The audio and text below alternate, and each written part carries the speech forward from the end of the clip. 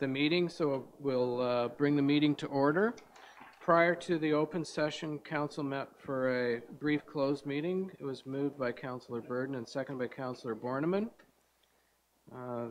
That pursuant to Section 239(2) and 3 of the Municipal Act, SO 2001, C25 as amended, Council of the Corporation of the Town of Parry Sound moved to a meeting closed to the public in order to address a matter pertaining to litigation or potential litigation, including matters before administrative tribunals affecting the municipality or local board. And it was a planning matter. And that will come to open. Okay. Any additions or prioritization of the agenda? No? Okay. Mover and seconder for the agenda, please. Councillor Borneman, Councillor Backman, that the council agenda for April 16th, 2019 be approved as circulated. All in favor? It's carried. Any disclosure of pecuniary interest or the general nature thereof? I have one portion. It's in item 942, and it's not a case of discussing it. It's for the Festival of the Sound, as my wife is the executive director for that, and I did not put an amount in that particular section of the MAP grants that we're doing. So, okay.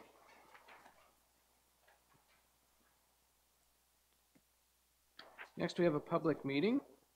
So, ladies and gentlemen, we are now going to take a few minutes to hold a public meeting to hear any interested persons with regard to a proposed zoning bylaw amendment under Section 34 of the Planning Act. May I have a mover and seconder to adjourn Councillor McCann and Councillor Burden, that we do now adjourn the regular meeting and declare the public meeting open. All in favor? And that's carried. Ms. Johnson, could you explain how the public was notified of Z19/02 Pine Drive, John Jackson Planner Incorporated, on behalf of VG Cox Limited? Worship, notice was given by prepaid first-class mail to the required prescribed agencies and property owners within 120 meters, posted in the newspaper, posted on the property, and was placed on the town's website. Okay, thank you. Mr. Algie, can you explain the proposed zoning bylaw amendment? The applicant has requested relief from the C3 zone for a hotel with a maximum height of 15.1 meters when only 10.5 meters is currently permitted, and a reduced parking space size of 2.75 by 5.75 meters from the current requirement of 3 by 6 meters. The property is a vacant clear lot on Pine Drive, described as part of Lot 26, Concession 1, or more particularly described as Parts 1 and 2 on 42R 18868 in the town of Parry Sound. Thank you, Mr. Algie. Does anyone wish to speak in favor of this proposed zoning bylaw amendment? If so, please come forward, identify yourself by name and give your address. Welcome, Mr. Jackson. Thank you, Your Worship, members of council. John Jackson. I'm a planner in Parry Sound. I'm representing the proponents.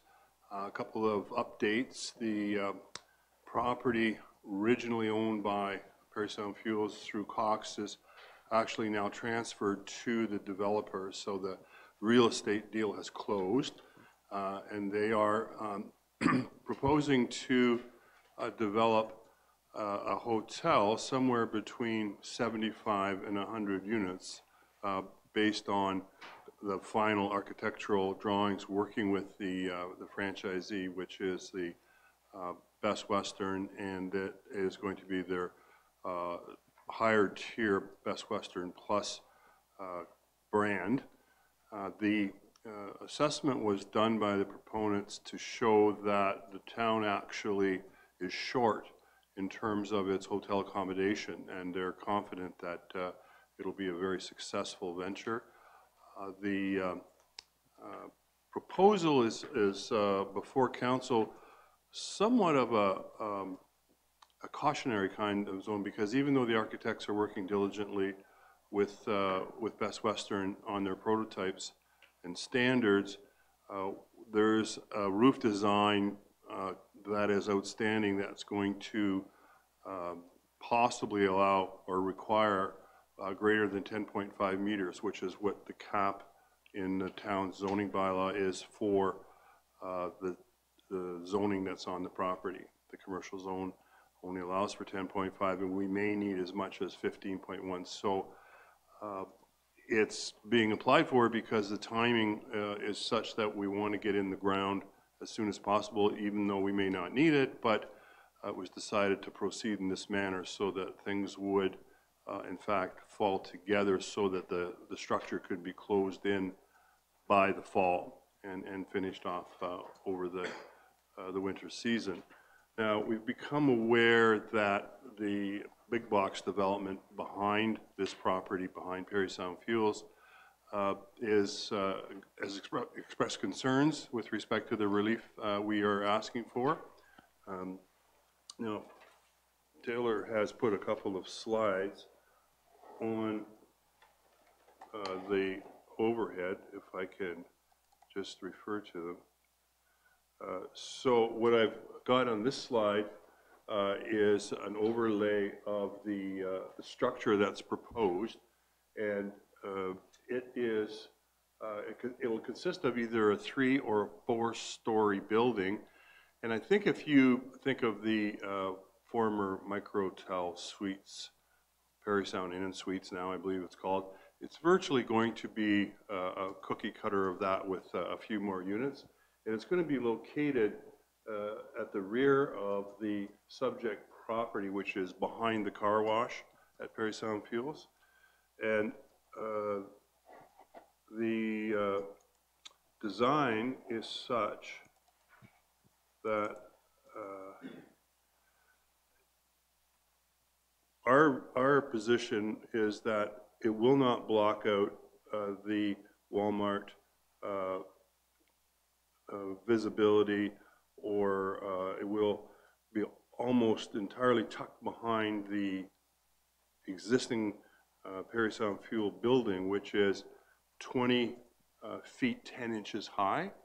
And when you use the sort of the formula for the trajectory of views, it will not, in our view, affect the Walmart. So I've got on this little sketch here, I don't know if I can make that, can I make that bigger?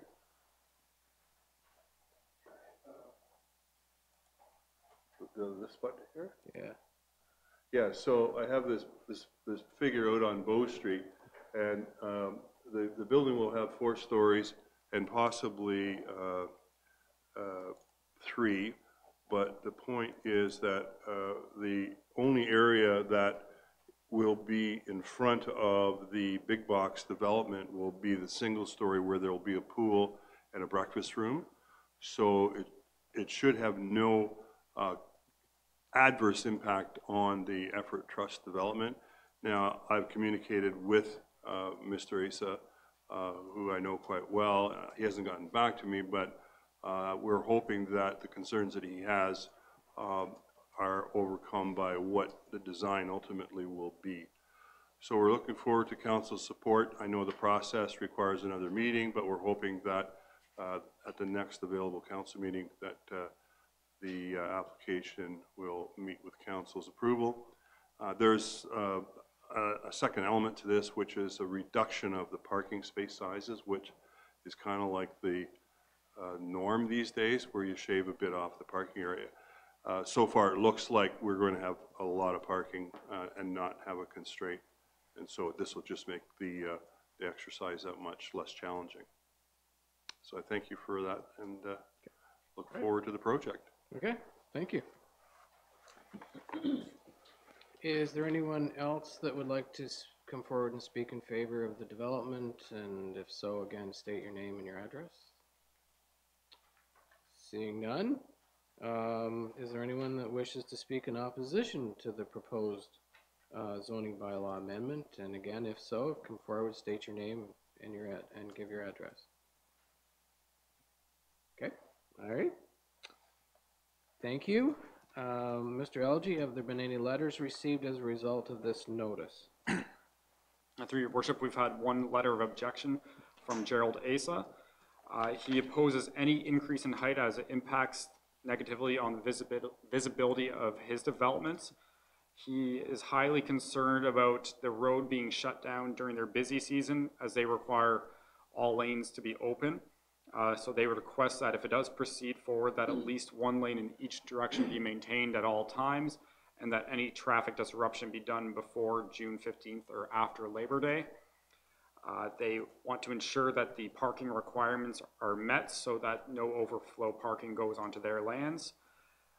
They want to ensure that sight lines are maintained to the access to the hotel, that there is a stop sign at the exit, and that no stormwater flows are directed towards their property. Okay, all right, thank you. The public should contact staff or check the town's website to see when this amendment will come back for a decision. Council at its discretion may approve the proposed zoning bylaw amendment. If so, it must either circulate notice of passing of the bylaw or give notice in the local press. Objections to the passing of the bylaw will be received by the clerk within 20 days from the date of such notice is given, which objections will be forwarded to the local planning appeal tribunal. If an appeal is submitted and the appellant has not provided council with an oral or written submission before the passing of the bylaw, the local planning appeal tribunal may choose to dismiss the appeal. Thank you, everyone, and may I have a mover and seconder to declare the public meeting closed? Councillor Backman, Councillor Borneman, that we do now declare the public meeting closed. All in favor? That's carried. Thank you, everyone.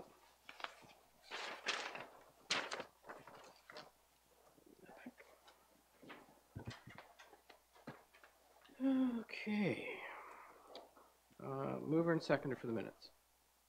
Councillor Burden and Councillor Keith, that the minutes from the regular council meeting held April 2nd, 2019 be approved as circulated, and that the minutes of the special meeting held April 9th, 2019 be approved as circulated. Any discussion on any of those minutes? Seeing none, all in favor? And that's carried. Questions of staff? Councillor Keith.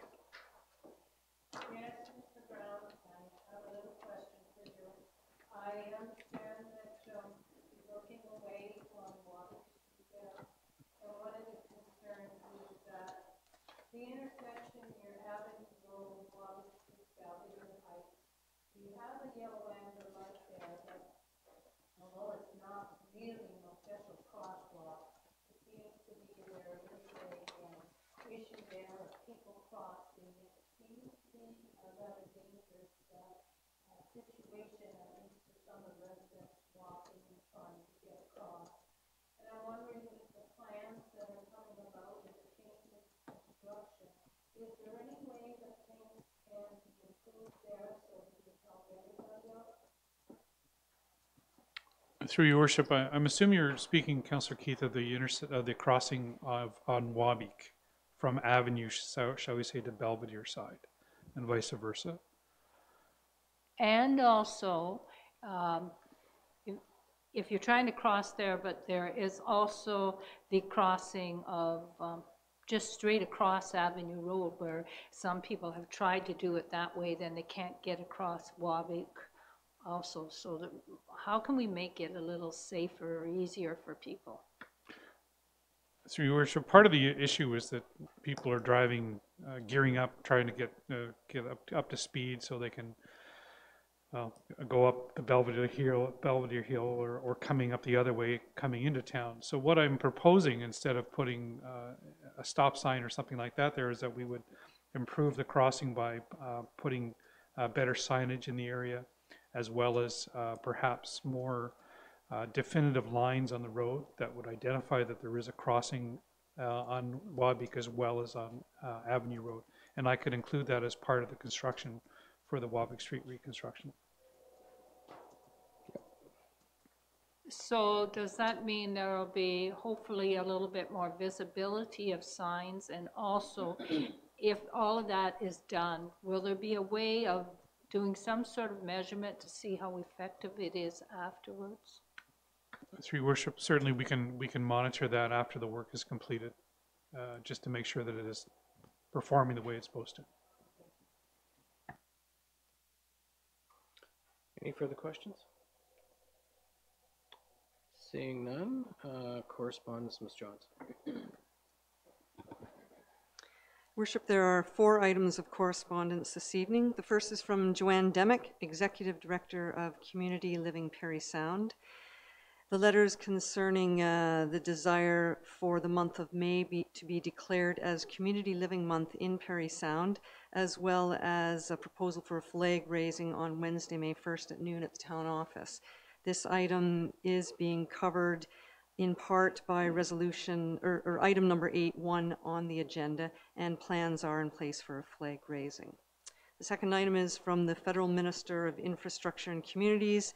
It's a notice of the 2019 special $2.2 billion additional gas tax fund top-up to municipalities. For consideration of the use of the Parry Sound portion, this letter has been referred to members of council, the CAO, and directors. Third letter is from Mike Conneval, Mayor of the Township of Carling.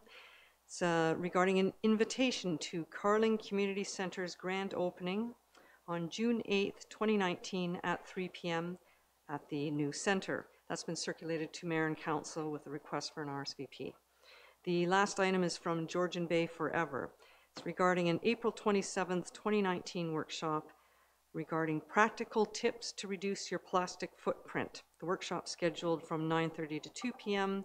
That's on Saturday, April 27th at the Bob York Community Center, and it features a number of speakers and topics. This letter has been circulated to Mayor and Council members, and notices that were included with the letter have been posted at town facilities. Very good, thank you. Now, there were no deputations that I see that were scheduled for tonight, but we do have a few minutes, and I didn't know whether there was anyone in the audience tonight that had something that they wanted to say. If not, then we shall move on. Okay, we move on. Mayor and Council's reports. We'll start with Councillor Borneman tonight. Thank you, Your Worship. Good evening, everyone. On April 4th, I attended a meeting of the Parry Sound Industrial Park Board. On the 9th, Council held a special meeting with respect to the budget, which is on this evening's agenda. Thank you to the staff for putting this package together, especially Ms. Gilbert for her time and effort in this regard.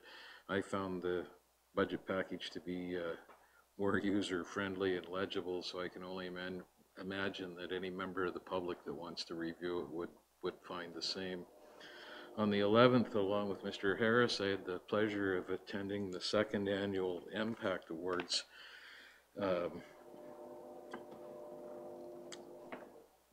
This was established in partnership with the Rotary Club in Gravenhurst, Parry Sound Community, or Parry Sound Muskoka Community.net, and a number of private business people in Muskoka, and they've tried to celebrate and reward startup businesses in the community.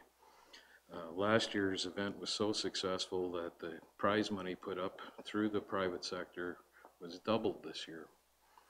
I want to congratulate the Parry Sound Public Library on their win, and also Shane Parsons and Julie Heist of 30 Point Design on William Street, who won for their development of an app that assists folks with celiac disease. It's being used by over 2,000 medical professionals and has potential to grow far beyond that. The big winner of the night were a group of ladies from Muskoka who are making bulletproof nylons and pantyhose. When I read this, I kind of laughed at first, but then when I read through the bio, they were selected by Time Magazine as one of the best 50 inventions of 2018, which tells you about the level of innovation that's happening in the community. So I wish them well. I hope they stay with it, and that they're not bought out by the big boys or moved offshore. I think for Mr. Harris and I, maybe the best announcement of the night was that the folks who are putting these things together are now of the mind that they're going to try to run a similar event in Parry Sound next year. I'm sure they'll welcome any additional private partnerships that might, participants who might look forward or want to be part of this.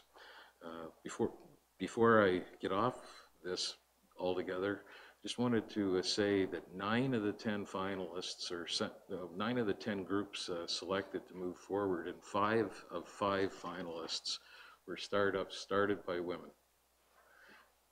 And most of them were young folks. Yeah. So I would say I think that's a sign of the times and should give every young person confidence that if they have a good idea, they'll be taken seriously.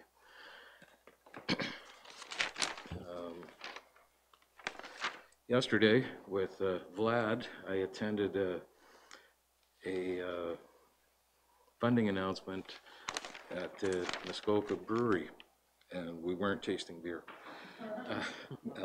Mr. Bejan and the federal minister were on site to confirm that the airport through Seguin Township would be receiving the $495,000 that was applied for earlier. There were several other announcements made at the same time, so it's full steam ahead. Lastly, I just want to remind everybody, Miss McNamara has had there have been a number of blurbs in social media and out and about on our website that tomorrow evening at the Bobby Orr between 5 and 7 is sports, recreation, and there's a sports, recreation, and leisure fair. There'll be 36 organizations available. Their personnel will be on site. If you want to participate in pretty much any manner of sport or recreational activity in Parry Sound, there'll be someone there to point you in the right directions, take your money to register, or to tell you who might be able to help you out. So if you have, if you're new to the community or you're wanting to sign up for one activity or another, I think that's a really good opportunity. It's kind of one-stop shopping. So that's my report for this evening, Mr. Runner. Thank you. Councilor McCann. Thank you. Good evening, Mr. Mayor and fellow council members and staff and people watching. April so far has been a bit of a quiet month for me. I attended my wife and I attended a travelogue series at the Parry Sound Public Library on Thursday, April the 4th. Jim and Kim Marshall hosted yet another one. This one was entitled Experience Egypt. Now, admission was free, but we thank everyone for coming out, and donations were accepted and certainly very much appreciated. So thank you to Jim and Kim for putting their work behind that, and I'm sure they'll have another exciting venue to report on next year. As Councillor Borneman mentioned, the council budget meeting last week, April 9th, I was in attendance as well. Friday, April 12th, I attended a special Belvedere Heights Board of Management meeting regarding the legislation of Bill 74. Bill 74, introduced by the Ontario government, has become known as the People's Health Care Act of 2019 and is strongly urging that all local health care providers funded by the Ministry of Health and Long-Term Care explore local integration possibilities, thereby forming health teams. And so we were looking at some possibilities in that particular meeting. Finally, I'd like to offer a note of congratulations to Vince and Anita Chichok of Wissahickon. They have been selected to pick up an award. I don't know that I'm going to have this pronunciation correct here, a Debwaywen Citation for Excellence in First Nations Storytelling, and they're going to be receiving that in August. So congratulations, Vince and Anita. And also a note of thanks to the Chichoks for their time and dedication in running and managing Res 91. You may know by now that the station is off the air After a number of years, the Cheechocks started in their basement in 2002, got some sponsorship from Rock 95 to really build it into a real station, and they've done a very great job of offering various Indigenous programming. And as well, the res, as important as it has been to the Anishinaabe people, and certainly to the to the Wissahickon First Nation, has been a big player in the West Parry Sound area here with a strong signal, and I know that many people have enjoyed the sounds coming from Res 91. So Vincent, Anita, thank you. Congratulations. You certainly deserve a break, and we wish you all the best in your future. And that's my report. Thank you. Thank you. Councillor Backman. Good evening. On Thursday, April 4th, I attended the special meeting in the industrial park. On April 9th, I attended the special budget meeting, and I would like to concur with Councillor Bordeman. As a new councillor, I was very impressed with the amount of information that was provided. It was very helpful. Thank you and good job. On Thursday, April 11th, I attended the area town appreciation at the Charles W. Stockey Center. It was very well attended. And it was evident that the many attendees really appreciated the event and the opportunity. The show was fantastic, and you know, the staff, I'd just like to send a congratulations for your hard work that day. And then as well as on Thursday, April 11th, the library was successful in receiving, the Parry Sound Library was successful in receiving an award through the Impact Awards that are a joint venture between Muskoka Founders Circle and Parry Sound Muskoka Network, Community Network. Parry Sound Muskoka Community Network awarded 7 awards in the amount of $1,000, and we were lucky with all the hard work that the Parry Sound Public Library staff has put forth in their efforts for public innovation. And I'd just like to say, keep up the good work. And that's my report for this evening. Thank you. Councillor Keith. Thank you, Mr. Mayor, fellow councillors, staff, and the public. As already mentioned, I attended the budget meeting. Everything seemed to go quite well there. It was quite organized, as Councillor Bachman has indicated. I also attended the appreciation and recognition for the volunteers at the Stockey Center, and I also thought it was really great. There was staff from the Stockey Center out. Of course, April and Brad were out welcoming the volunteers also. And certainly that performance of the Nella sisters from Newfoundland, I thought that was top quality, very, very good. So I was very impressed. And I think anybody who maybe was new to the area, and I did meet some people who had come down actually from Sudbury, because they had heard they were performing and were very impressed again at our Stockey Center. So I think sometimes it isn't recognized 100% until somebody who's a stranger comes to Stockey Center and is so impressed with it. So that was a grand job, and certainly the center certainly proved its name, if not more. I also attended was actually free workshop, and I want to thank the volunteers involved in fundraising in our community so that people like me could attend a suicide assist learning workshop for 2 days. I found it very, very informative, and I feel that it's something that many people could use in our community to better understand the matter. So I think suicide in the past has been something people don't talk about, and they certainly should talk about. And just by incident, the Nella sisters, when they were doing their performing, they actually brought up the same topic of suicide and how important it is for us to recognize and to be aware of what we can do in intervention to help change a person's mind, while at the same time you're not changing changing it by saying no, but what intervention techniques that you can use to get them to invest in making change in their life. Upcoming is April 22nd is the opportunity for people to examine Earth Day, learn more about it on the internet. April 28th is, I think, very important because it recognizes throughout Canada the number of people who have died or have been injured in the workplace. And so if you see flags being lowered on that day, that is the purpose of that. And the final thing I would say is Happy Easter to one and all. Thank you. Thank you. Councillor Burden. Thank you, Mr. Mayor. I also attended the emergency meeting of the Industrial Park Board on April the 4th and the budget meeting here on April the 9th, and I agree the budget was very well prepared. Certainly always nice in any organization to get that piece of business out of the way every year. On April the 11th, I attended a regular monthly meeting of the District Social Services Administration Board in Sundridge. The staff gave the board members the next installment of the orientation. These orientations have been very helpful in seeing what they do and how they do it. It was also announced at that meeting that a new CAO has been hired to replace the retiring Janet Patterson.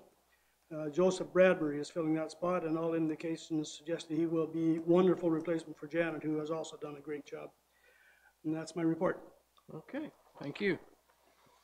Council staff and public, April 4th and 5th, I was in Toronto for AMO executive and board meetings and MOU meetings. April 8th, the area mayors got together for a discussion.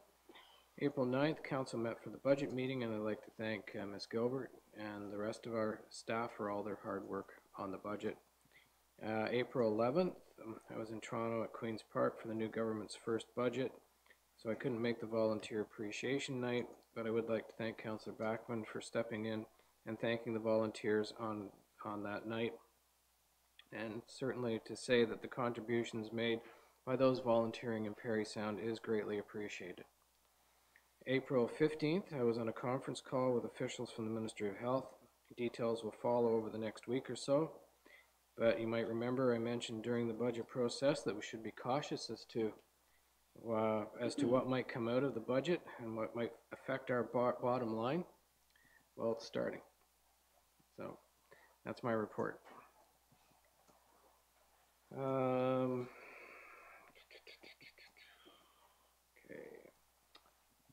So ratifications from closed, right? Yes. Okay. So item 7.1, moved by Councillor McCann, second by Councillor Borneman.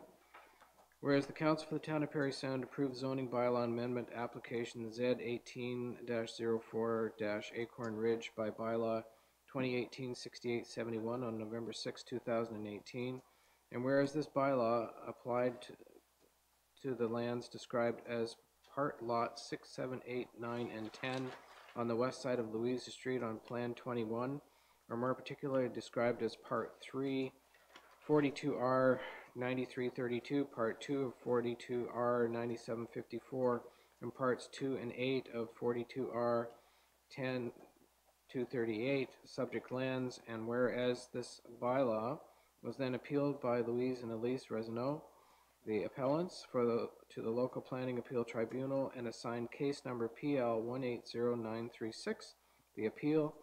And whereas the Town of Parry Sound, the town, the appellants, and Acorn Ridge Properties Incorporated, the applicant, have engaged in settlement talks to reach a compromise, and whereas minutes of settlement have been negotiated, which reached a settlement on the appeal.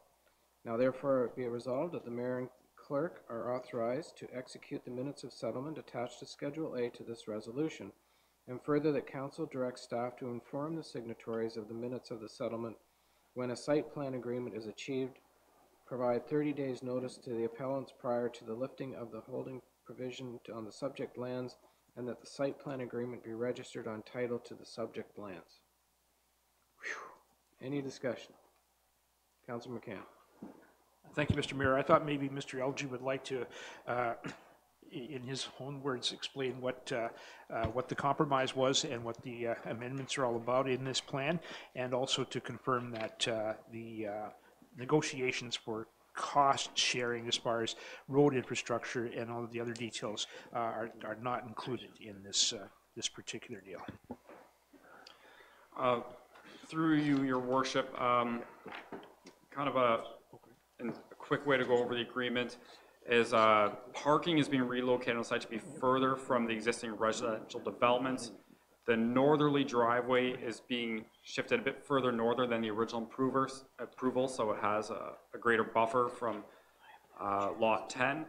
The emergency access route, which will be required through the site plan process, will be at the southernmost frontage and only be accessible during times of emergency.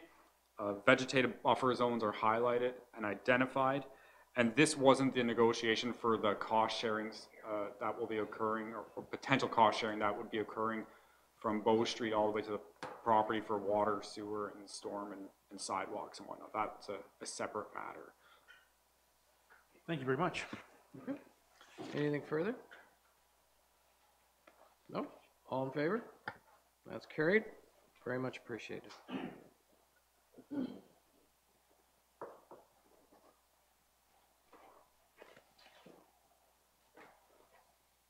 Okay.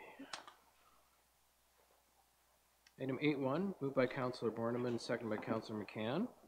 Whereas Community Living Parry Sound has worked to bring people and their communities together for over 56 years, and whereas Community Living Parry Sound supports people as they develop their capacity to live, learn, work, and participate in all aspects of living in the community, and whereas Community Living Parry Sound helps the community develop its capacity to welcome and support people who have not always had the same opportunities as the rest of us to participate in their community in meaningful, productive ways, and whereas the Council of the Town of Parry Sound wishes to urge its citizens to celebrate the inclusion of our community of people who have a developmental disability, and now therefore be it resolved that Council of the Corporation of the Town of Parry Sound hereby proclaims the month of May 2019 as Community Living Month in the Town of Parry Sound.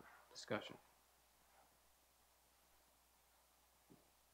Before I ask for the vote on this, I would like to say that this is a fantastic organization, and we remember that we have had Orders of Parry Sound go to members of the community living for their participation in the community, and Douglas Breer was last year's recipient, and the amount of volunteer time and work that he had done in the community, you know, is and has been certainly greatly appreciated. So,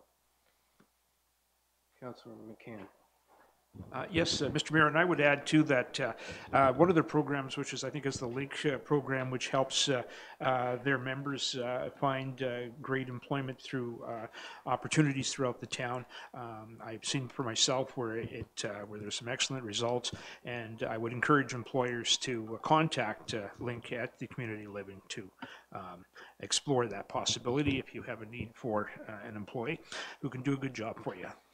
Yep, that's very true. Okay, all in favor? And that's carried. Thank you.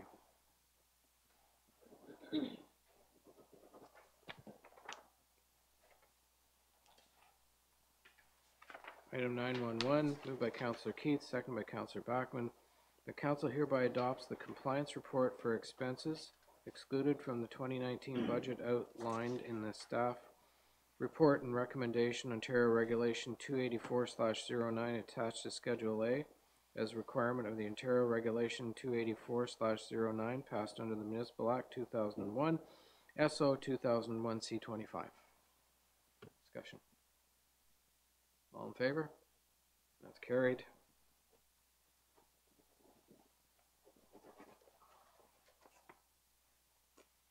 May I have a mover and seconder for the direction, please? Councillor Bachman and Councillor Borneman.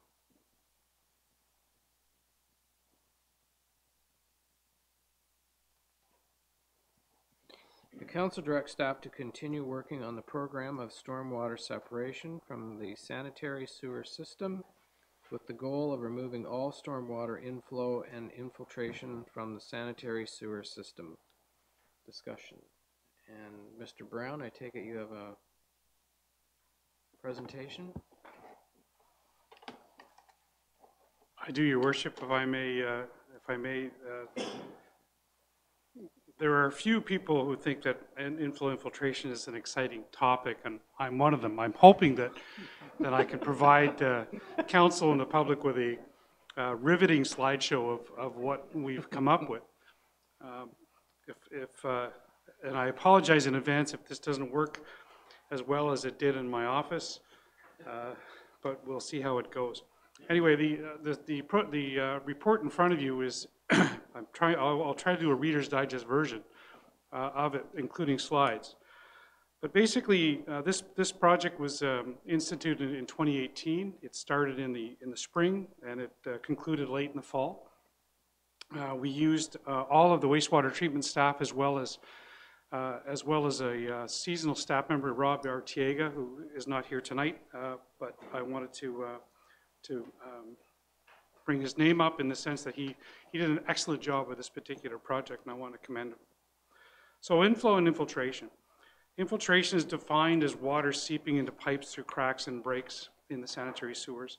Inflow is defined as things like cross connections, roof drains, eaves trough connections, footing drains around property. So it was two different things, and you'll see me sort of bounce back and forth about what these two particular things will involve the town with. So the question is, why did we do this? Dating back to 1999, the town of Parry Sound has reports on bypasses that occurred every year. Bypasses is when the wastewater treatment plant can't handle any more sewage coming into the plant due to high volumes of stormwater. Sewage plants aren't built for stormwater, they're built for wastewater. So we decided a couple of years ago to look into this a little deeper, what we could do, how we can resolve this problem, because as you know, bypasses create pollution into Georgian Bay.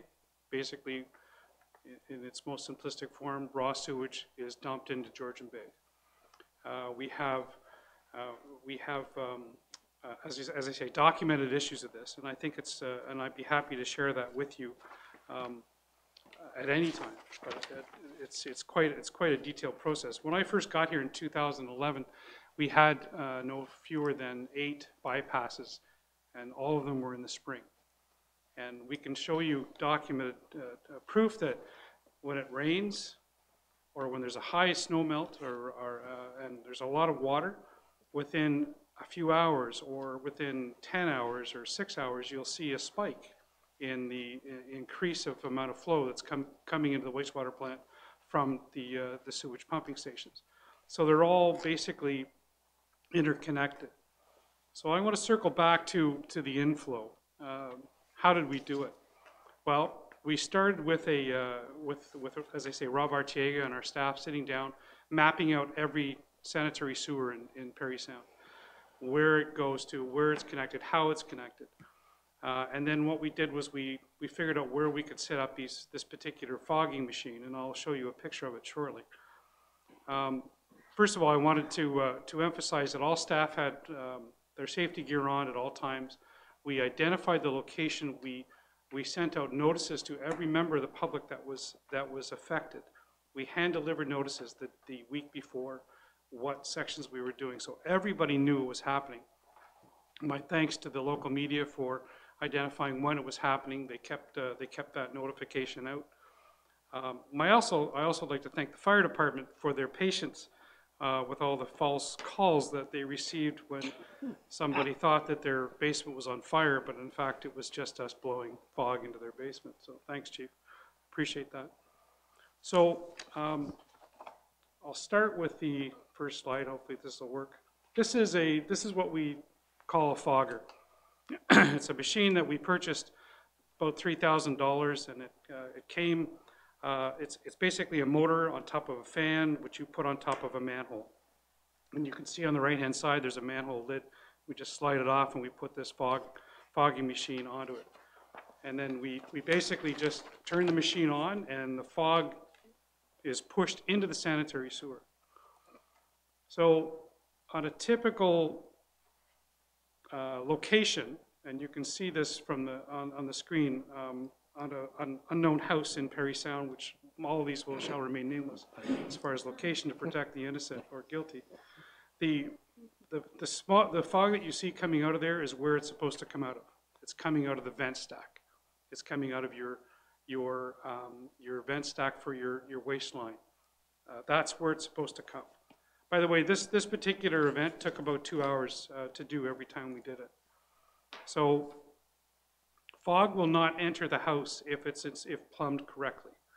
In a perfect world, fog should only be seen coming out of the vent stack, which is what I showed you here and the previous slide.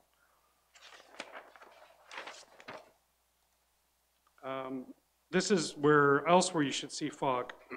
When you blow fog into a manhole on one section of the street, it will travel down through the sanitary sewer, and it'll pop out in this particular fashion. This is normal. This is not. This is a photograph of what we thought was a sanitary sewer. This is a catch basin. This is a storm catch basin that takes all the water from this particular parking lot, and it goes into this storm catch basin, and it's directly connected to the sanitary sewer. This is what we're after. This is the kind of problem that we're dealing with. We found no fewer than 20 catch basins connected. I won't say illegally, but we're wrongly connected to the sanitary sewer, because we're going back quite a few years. Here's another example of a storm sewer. This is supposed to catch rainwater and surface water from the road and be pouring directly into the storm sewer. This is not. This is pouring directly into our sanitary sewer. So you can imagine when it's raining, when there's a lot of snow melt, all this is going into the sanitary sewer. So we were basically proving where this is coming from. This is why we did this, and I think these kind of pictures speak true of why we did this. Here's another really interesting example. It doesn't show a lot of smoke in this, or fog in this location, but these are sanitary sewer on your left, catch basin on your right. Catch basin lit up with smoke as soon as we put smoke into the fog into the sanitary sewer. This is wrong. This is not supposed to happen. How this happened, I don't think it makes any difference today why it happened or how we got to this stage. But what this was supposed to do, and we were successful, is to emphasize why it's happening, how it's happening, and then moving forward how we can correct it. We also did some.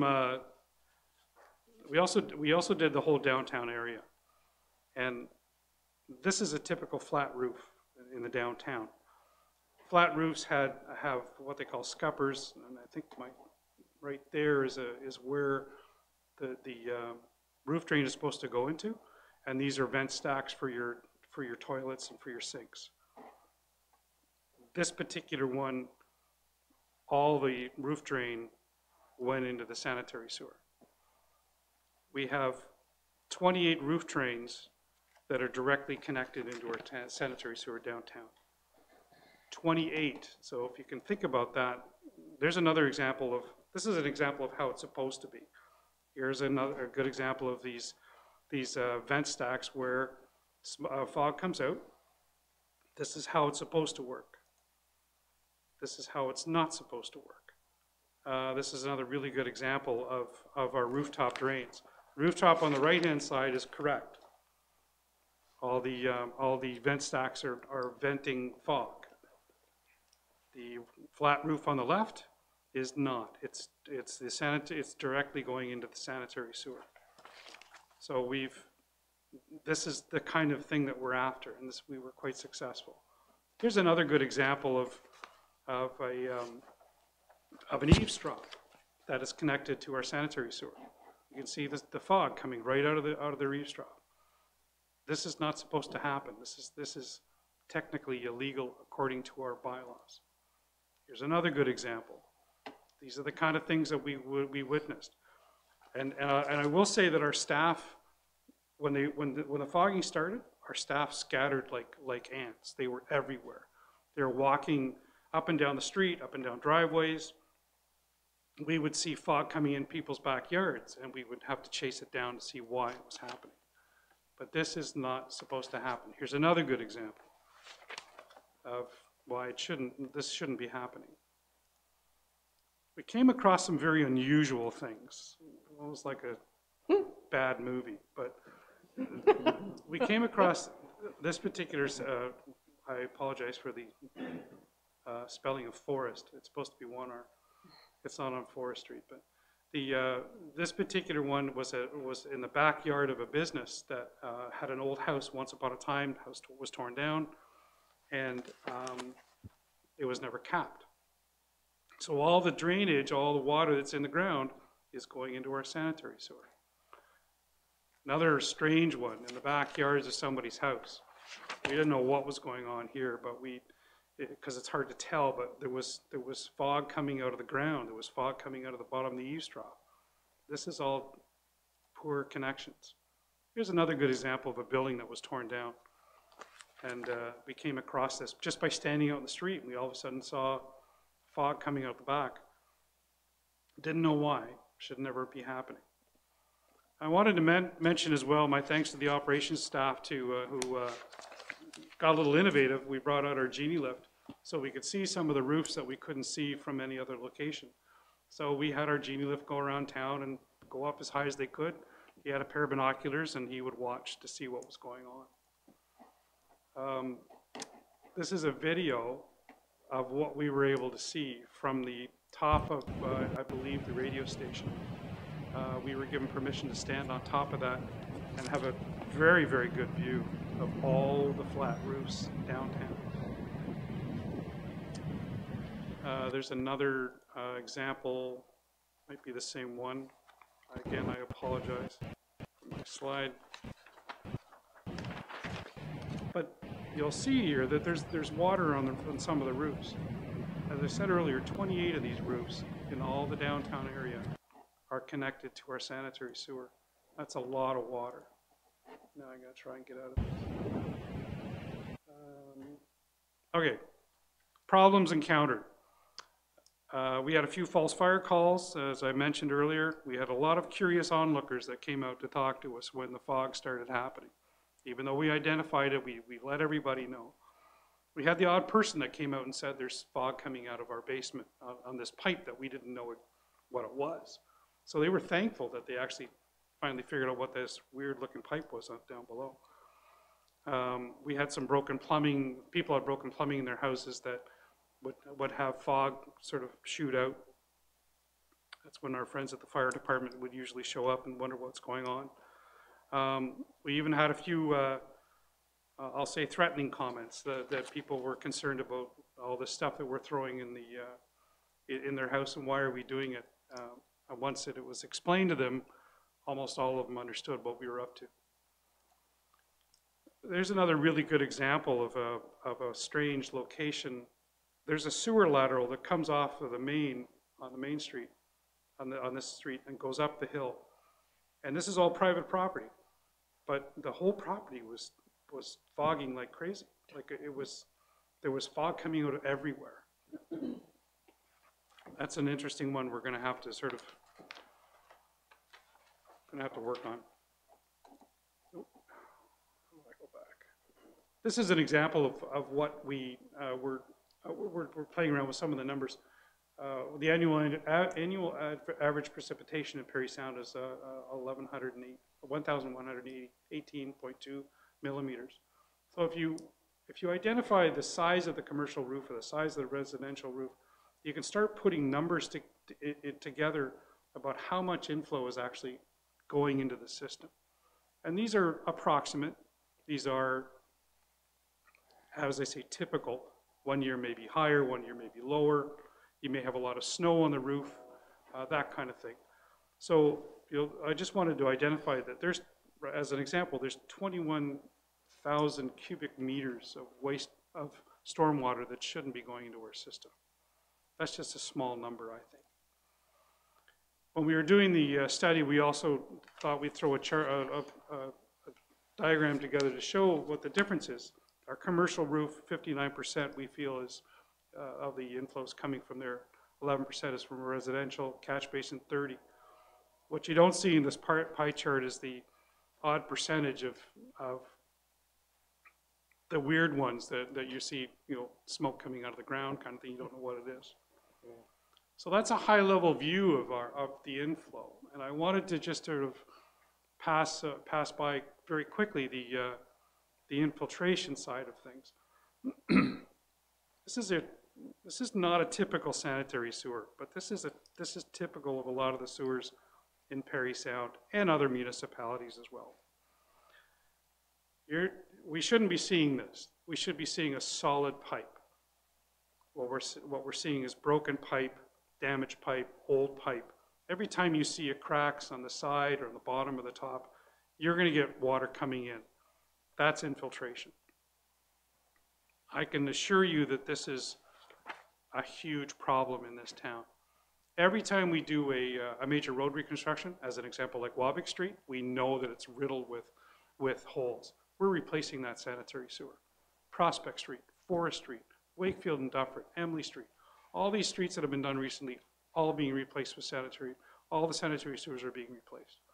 That's a good thing. That'll cut down on the amount of infiltration that we're getting.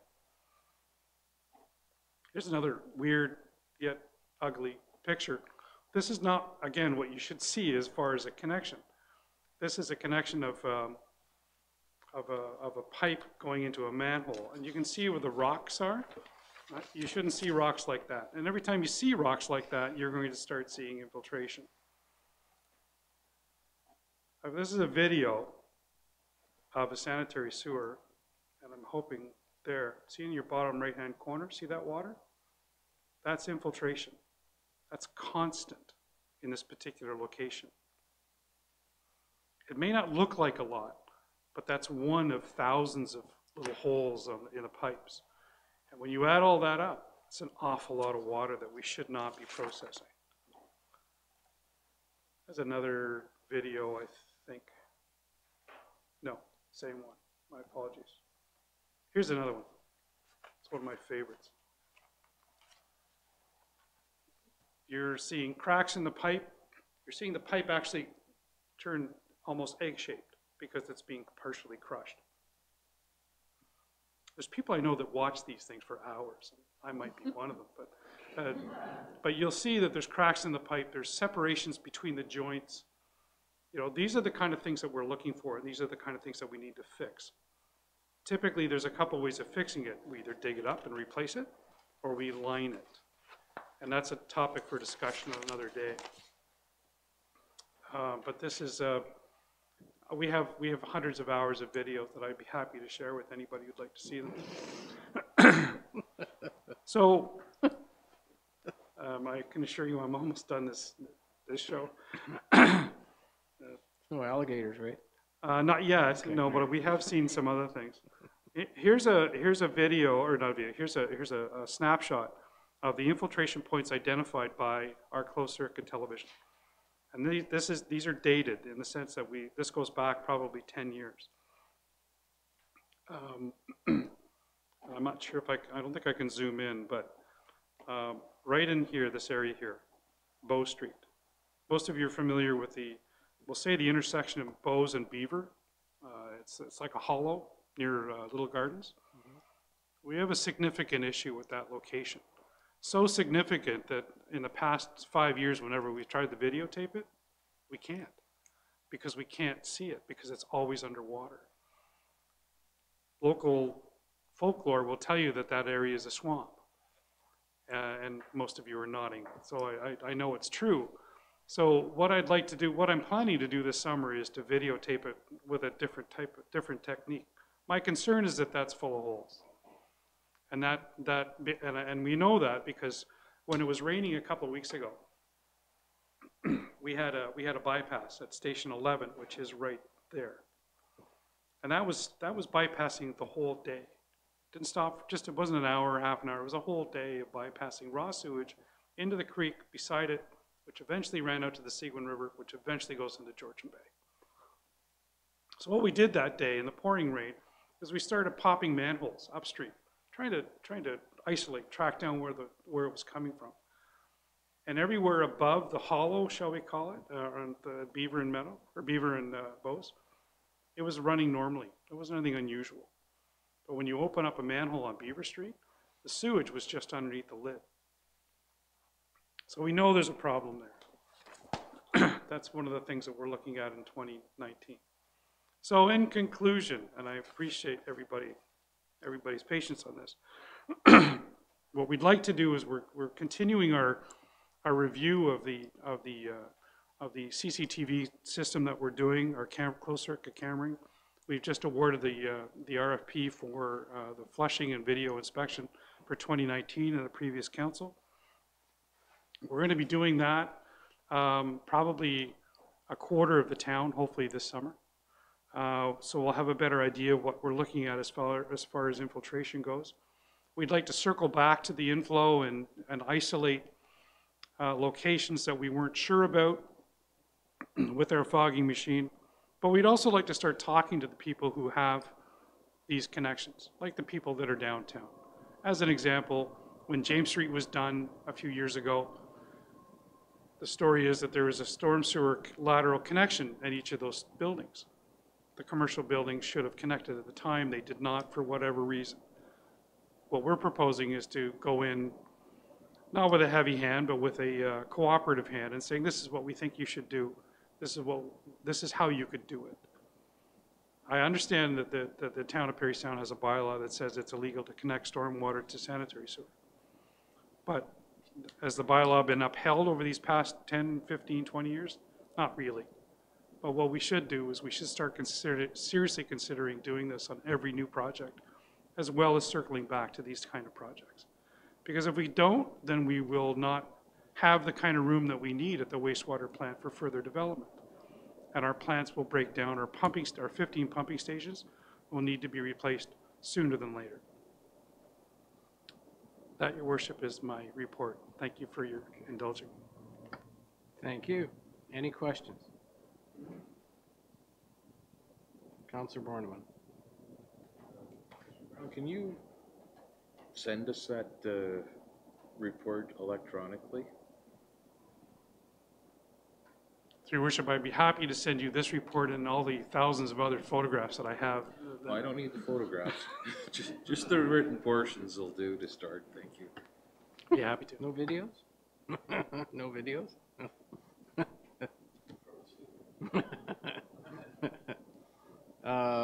Any further questions, comments? Thank you, Mr. Brown. Thank you very much. And thank you to everyone that worked on this project to uncover all this stuff. Thank you. Yeah. Okay, all in favor? And that's carried.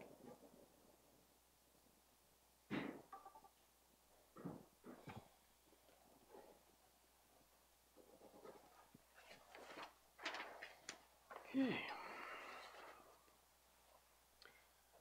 Moved by Councillor Backman, second by Councillor Keith, that Council of the Town of Parry Sound adopt the guiding principles for sidewalk patios and endorse a one-year pilot project for a maximum of 4 sidewalk patios, and further that fees as required in the guiding principles be waived for the one-year pilot project only.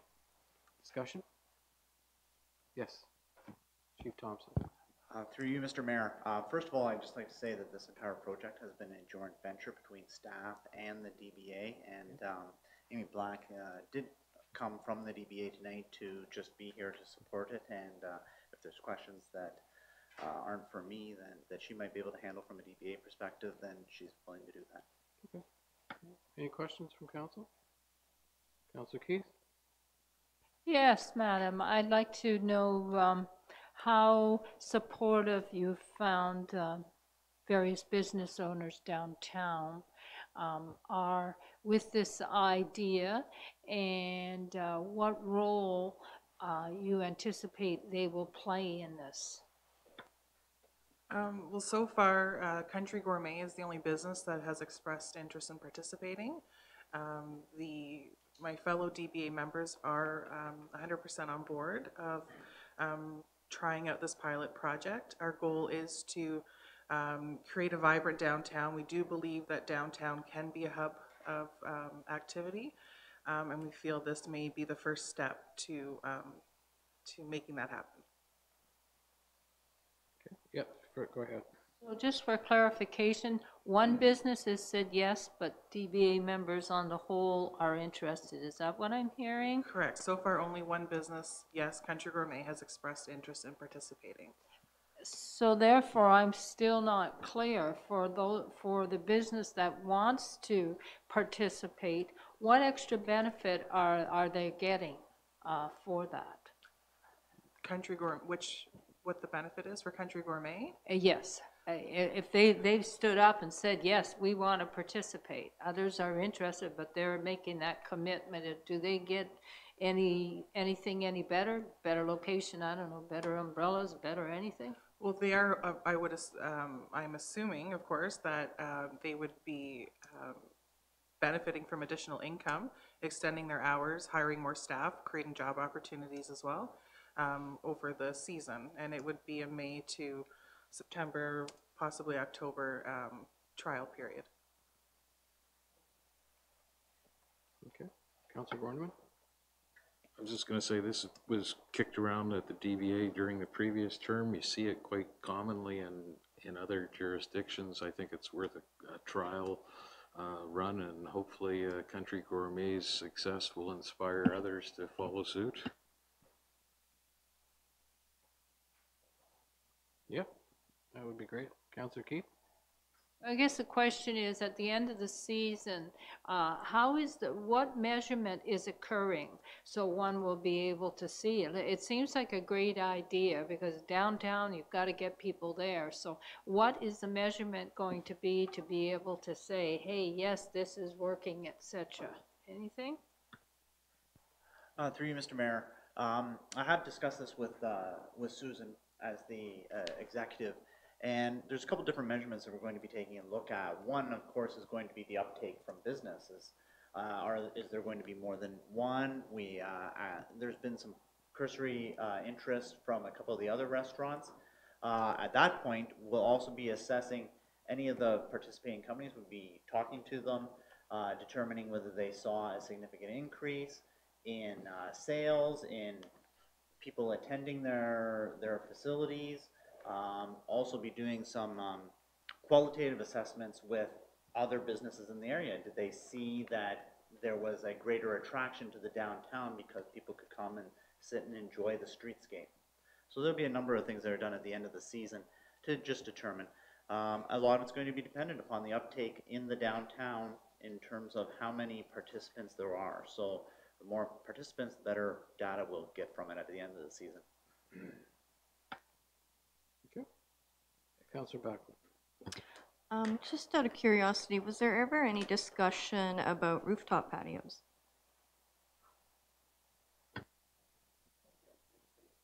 No. No. No, so like I said before, so far it's just been Country Gourmet. We really hope that this project inspires other businesses to do the same. There's a lot of potential in Parry Sound, a lot of potential in DBA, and I feel that this is the start of something great that will happen for downtown. Okay. Anything further? All in favor? And that's carried. That's great. Thank you.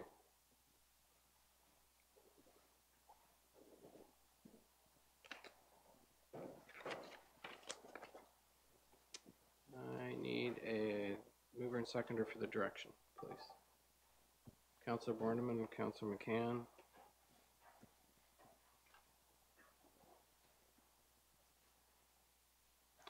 That upon the recommendation of the EMS Advisory Committee, Town of Parry Sound Council directs staff to pursue in a cooperative fashion with Seguin Township an agreement that will change the location of the EMS base from the Foley Fire Hall number 2 to the Humphrey Fire Hall. Discussion. Councillor Keith?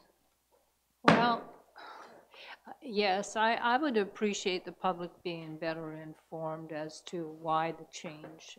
Mr. Thompson, can you provide that information, please? Through you, Mr. Mayor, this is a excellent initiative from a EMS standpoint. We have a base currently that's in a very small fire hall in Seguin, so we call that the Seguin base, and it's located on the end of Horseshoe Lake Road. That particular fire hall is really substandard to be housing people, in this case EMS personnel, who are stationed out of that facility. The washrooms are substandard, the drainage facilities in the apparatus bay are substandard. There's a number of issues. A great deal of funds are going to have to be expended to bring that particular station up to a suitable standard where we can maintain and continue to maintain to have paramedics in it. Now, this base has been in use for about 15 years, and it's been a slow decline. So it's just gotten to the point where it's unacceptable anymore. In identifying this unacceptable, approached Seguin Township and wanted to discuss what alternatives are there. And we discussed a couple of different things. Cost prohibitiveness of either fixing the existing station or building onto the Humphrey Fire Station existed. In talking to the fire chief in Seguin, we discussed, well, what about a renovation of the Humphrey Fire Hall? It's a very large facility. In the past, when it was first built, it had a public building component to it. But since that time, the Humphrey Community Center has had a significant renovation to it, and most of the use that was in the Humphrey Fire Hall from the public has transitioned to the Humphrey Community Center, which has an elevator in it. It's more focused as a community center, and the arena's right there. So the fire hall is underutilized at this time. For very little funds, we're going to be able to renovate the Humphrey Fire Hall so that it's going to be suitable. It's going to put emergency services together, fire and EMS, and there's a great deal of existing room that's going to become utilized. So it's a win-win. It also brings the EMS base into the village of Humphrey instead of being on the outskirts where it was before. It will be slightly further away from Highway 400. However, it will also be slightly closer to the village of Rosso. There's a whole bunch of good reasons to do this, including the fact that it's going to be an inexpensive move. And I want to stress that because we've just expended $500,000 to put an EMS base in Point of Barrow. We're going to be able to put this EMS base together in conjunction with Seguin Township for 10% of that cost that we expended in Point of Barrow. So it is a significant improvement for very, very little expenditures. Thank you, Chief. Anything further? All in favor? That's carried. Thank you.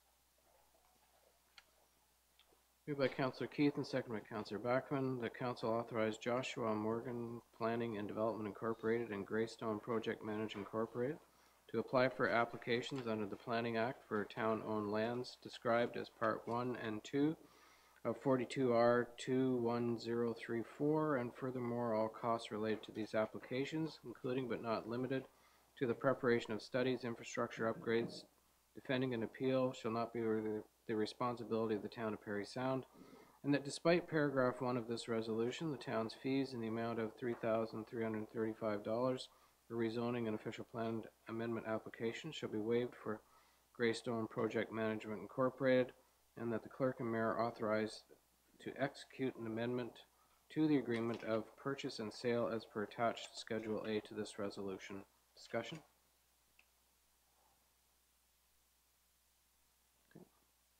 This is so that they can start to proceed with the fourth building, and from my understanding that all of the units in the third building are sold, and this way they can start to pre-sell some of the new units. So, all in favor? That's carried. Thank you.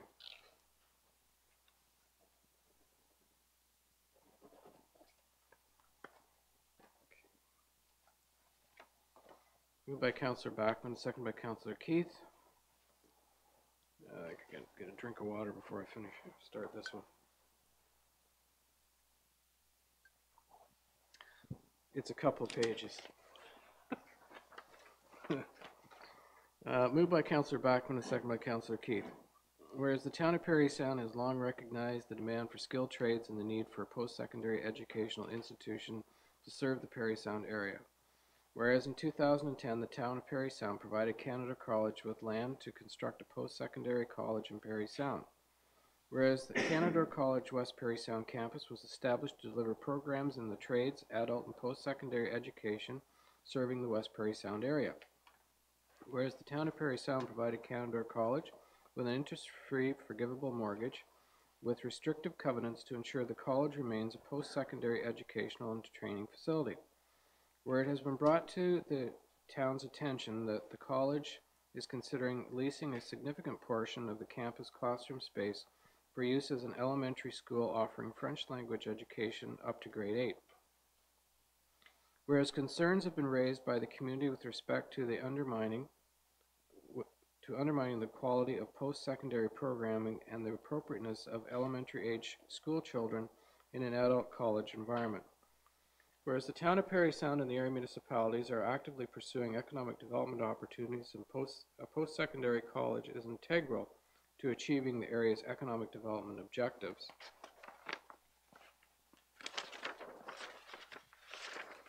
Whereas the province has continued to voice significant concerns regarding shortage of skilled workers in Ontario, whereas Canada College has not finalized the lease arrangements for the French elementary school.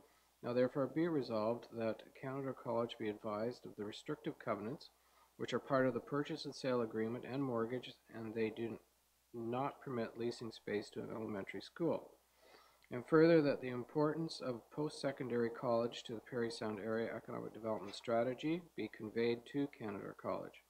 And further, that this resolution be forwarded to the Ministry of Training, Colleges and Universities, Canada College Board of Governors, the President of Canada College, West Parry Sound Canada College Campus Administrator, MPP Norm Miller, and the West Parry Sound area municipalities. Discussion. Councillor McCann. Well done. And Mr. Harris, congratulations. I believe you're the one that authored this particular motion. I can't think of anything that else that we could possibly add. That's this in itself collectively presents a great argument in our favor. And I understand the township of McKellar has passed something similar, and I think Archipelago will be entertaining the same thing. So thanks very much, and I certainly support this. Anything further? Councillor Borneman. I agree with this, what's being tabled tonight, but I also think that it would be in our best interest to invite the Board of Management to send a representative to tell us what the heck is going on here, what they, why the change in business model, and where this is going. I think having that information, it may or it may not clarify things. I don't know. Okay. There can be an attached letter, I think, go with this that kind of, certainly covers that. That's part of this. Okay, it's part of the and furthers. Councillor Keith. Yes, I was feeling, why wouldn't we just postpone this to the next council meeting and to gather a little bit more information, because it just seems to me that we've heard one side of the information, but I just feel that if we could have gathered all the more information, we might have been able to really be supportive. All of us might be able to be really supportive of this resolution, knowing much better the whole picture. So I'm feeling a little uncomfortable with not really knowing the other side. Is there not any way we could just postpone this to the next meeting? That's what I'm moving. You're moving that? Yes. Well, that ends that discussion until... Are you seconding that? No? Anyone seconding that? Councillor Borneman seconding that. Okay. I'm going to have to call the vote on having this postponed then until the next meeting, whatever. Those in favor of postponing it?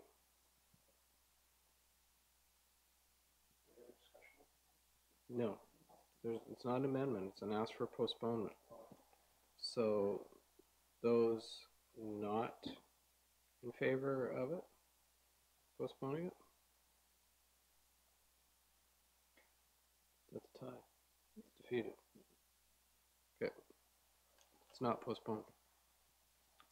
Mr. Harris, did you have an answer then for Councillor Keith? Through the mayor, one of the concerns is that the French language school, as I understand, would like to open in the fall. And so I think from everybody's perspective, time is of the essence.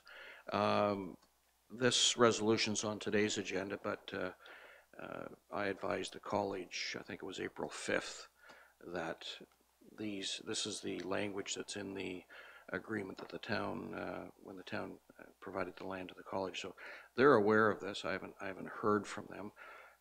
They haven't said whether they agree or disagree or anything. So the risk is postponing it. I mean, we're passing this resolution. I suppose they still can do what they feel they can legally do, but I think it's better to give them more notice as to the town's position. So if they wanted to seek other alternatives for a location. And we did, the mayor and I met with the school board in the fall, probably gave them, I think, 4 or 5 suggested locations that might work because they were looking for some space, and the contact information of the landlords and so on. Okay. Anything further on this resolution then? All in favor? That's carried.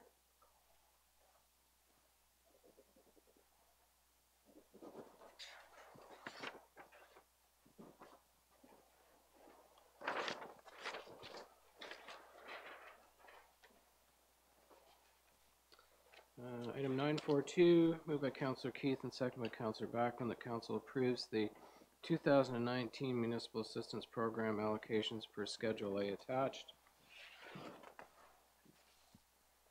We'll start with the MAP budget, which is, so the 295 McPherson Squadron, $617. Artists Around the Sound, $617. Festival of the Sound, $1,170. Parry Sound Area Community Apiary, $658. Parry Sound and Area Food Collaborative, $792. Parry Sound Saltos Gym Club, $650 for a total of $4,504. Municipal Assistance Program for Economic Development. Parry Sound and Area CBDC, $2,000. Parry Sound Downtown Business Association, $1,992, and the Business Center at Nipissing Parry Sound Incorporated, $1,342 for a total of $5,334. So there's $716 remaining in that, and in the previous one there's $446 remaining in that particular fund. Any discussion? All in favor? And that's carried. Thank you.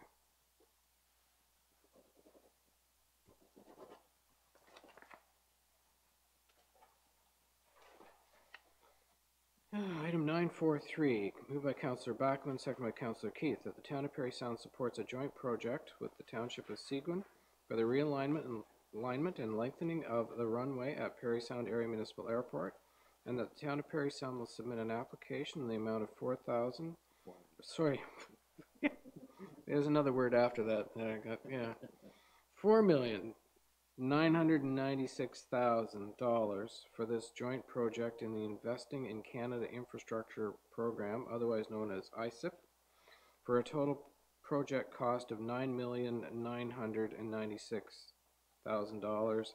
And the Town of Parry Sound supports the Township of Seguin as the lead applicant for the joint project, understanding that Seguin will cash flow the project, including the recipient's total share of $1.167 million, and that the Parry Sound Area Municipal Airport Commission is responsible for all cost overruns and ineligible expenses of the joint project, should the provincial and federal funding for the project be approved. Discussion. Councillor Bornman, would you like to say something about this? Well, I would like to start by saying thank you to Mr. Harris and the staff who put together this R&R. I think it's pretty comprehensive and pretty self-explanatory. I will say that over the past number of years, the airport's become a real economic driver in the community. It's not a yacht club. Last year's strategic plan indicated that there's an economic spin-off of over $18 million on an annual basis generated at the airport. And as Mr. Harris points out in his report, upwards of 70 year-round jobs. The announcement that was made yesterday will add significantly to that number as the work is finished. I want to point out that about 60% of the fuel that's sold at the airport is jet fuel. Of that, well over, just about 3/4 of it is for emergency service flights, hydro, EMS, police, search and rescue, and firefighting. So these aren't, and of the remaining percentage, the biggest majority are from transient travelers and corporations coming to and from Parry Sound. So these aren't all recreational flyers by any stretch of the imagination. The commission, the runway that is there now was inherited in the mid-90s when the feds downloaded airports to municipalities. The commission has done what it can through the years to apply Band-Aids to the Band-Aids to keep it functional, but it's at the end of its useful life at this point.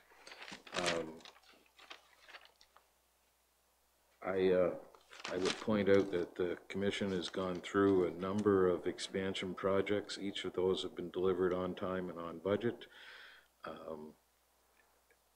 And I think that recreation is the next tranche of funding, as I understand it, from the Infrastructure Canada funding program. I'm hopeful that that Seguin and ourselves can partner on this, be successful in this partnership, and prove to the rest of the area that maybe we can work together and access funding through that program for a recreational wellness pool complex in future. And I'll try to answer any questions. I have, if there are any serious financial questions about this, I'd ask for a recess, Your Worship. I do have Miss Fraser, who's out of the country. She's Seguin's CFO and takes care of our books at the airport as well. She's on standby, waiting to respond to anything that I can't manage. Are there any questions, Councillor McCann? Thank you, Mr. Mayor. Yes, for Mr. Borneman. I recall some time ago during our last term of council that when the commission came and made a presentation or deputation to us, there was talk of the fact that a longer, wider runway would be very conducive for larger planes coming in, and Mr. Borneman has talked about the kind of business that we have there now, and it seems to be growing. What could we look forward to in terms of larger jets coming in? Does this bring more people in, or more possibilities for growth in tourism, and what would be the possibilities? Yep, go ahead. At this point, that's an unknown, but I think everybody in the room has read the press releases lately. Porter's now flying directly into Muskoka. You know, certainly it would, you know, we do have a number of pretty wealthy constituents in the area who do fly to Muskoka and drive over here from Muskoka. The lengthening and realigning the runway certainly opens up to more and larger aircraft. That's part of the thinking that's gone into that. To quantify that today is pretty difficult. Air travel does is tied to economic boom and bust to some extent. Councillor Keith. Just a quick comment, and that would be, I think this is like a very simple answer. We need to be involved with this, because if we want our region to develop, if we want more economic growth, whether it's tourism, whether it's business, whether it's marketing of our community, the airport is fundamental infrastructure to do it. So I just say, let's get on with it. Okay. Anything further? All in favor? And that's carried. Yeah.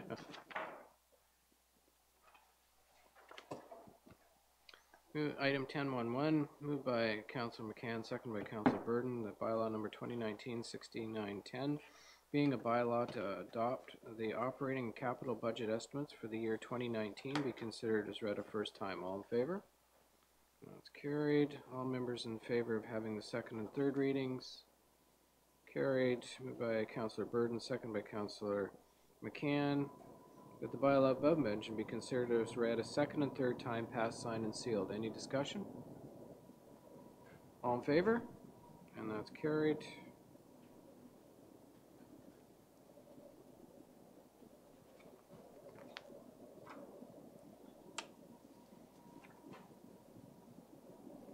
Bylaw number 2019-6911, moved by Councillor Burden, seconded by Councillor McCann, that bylaw number 2019-6911, being a bylaw to authorize temporary borrowing to meet the current expenditures of the town of Parry Sound until taxes are collected and other revenues are received, be considered as read a first time. All in favor?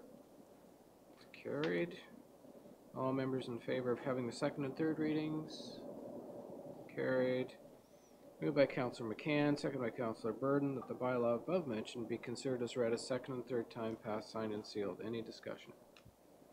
All in favor? That's carried.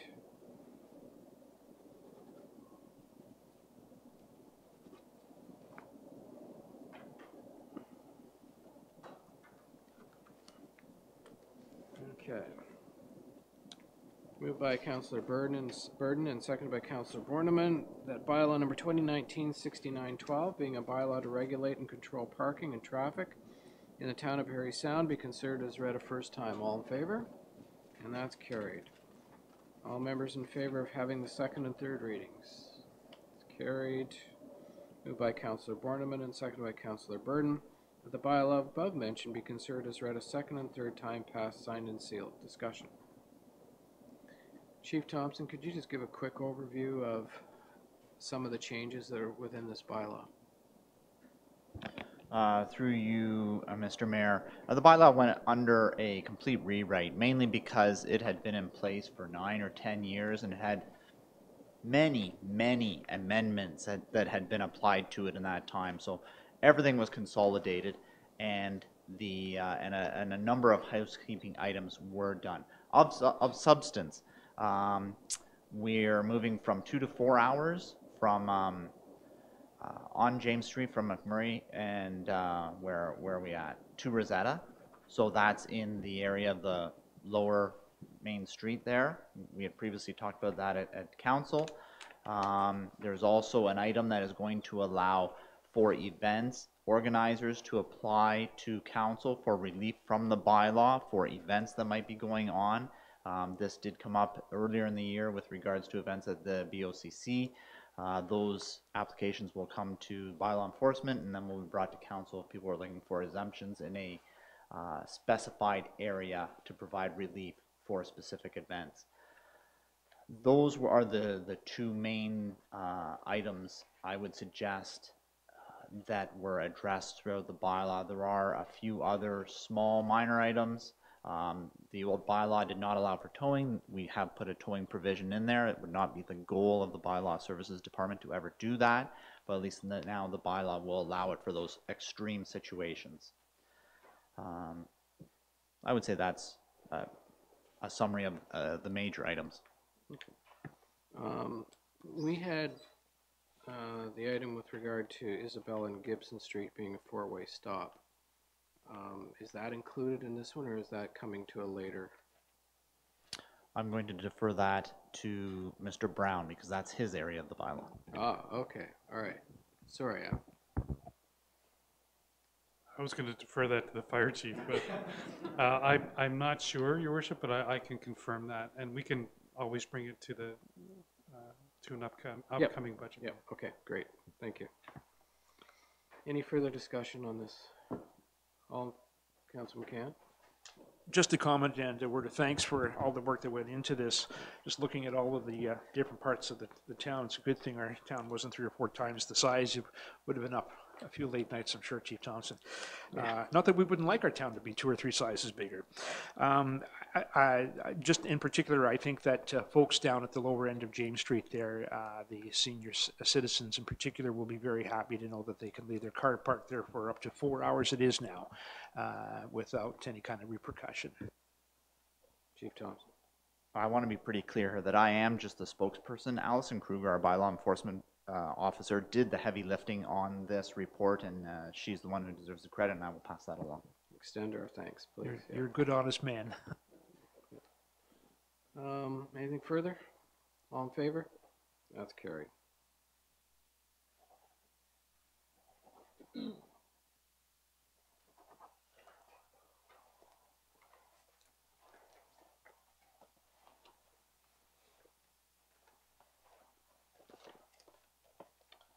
Moved by Councillor Burden and seconded by Councillor McCann that bylaw number 2019-6913, being a bylaw to authorize the execution of an agreement with the Village of Burkes Falls for the use and occupation of 150 Houston Street, known as the Ambulance Garage on the Amagwin Highlands Health Center site for a 5-year term. Be considered as read a first time. All in favor? That's carried. All members in favor of having the second and third reading? Carried. Moved by Councillor McCann, seconded by Councillor Burden, that the bylaw above mentioned be considered as read a second and third time, passed, signed, and sealed. Any discussion? All in favor? Carried. Thank you.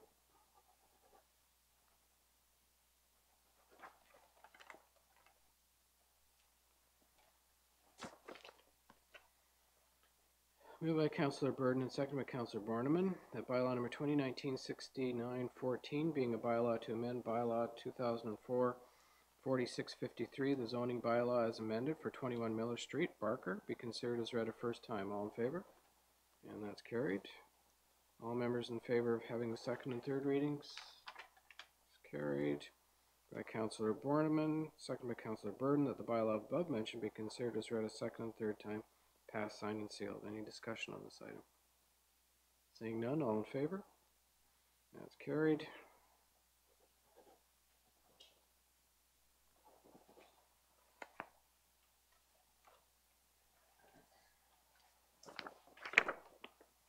Item 10.4.1, moved by Councillor Keith and seconded by Councillor Bachman, that bylaw number 2019-6915, being a bylaw to authorize the execution of a memorandum of understanding with the Parry Sound District Horticultural Society for town flower beds, be considered as read a first time. All in favor?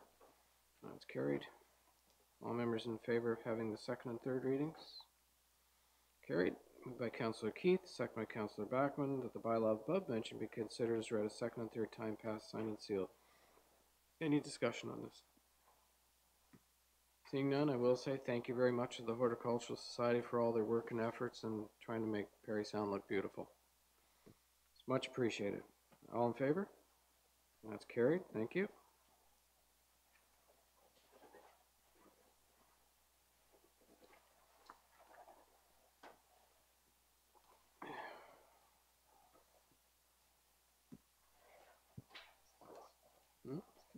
Yep, we're getting there. Moved by Councillor Keith, seconded by Councillor Bachman, that bylaw number 2019-6916, being a bylaw to confirm the proceedings of council, be considered as read a first time. All in favor? That's carried. All members in favor of having the second and third readings? It's carried. Moved by Councillor Keith, seconded by Councillor Bachman, that the bylaw above mentioned be considered as read a second and third time, passed, signed, and sealed. All in favor? That's carried.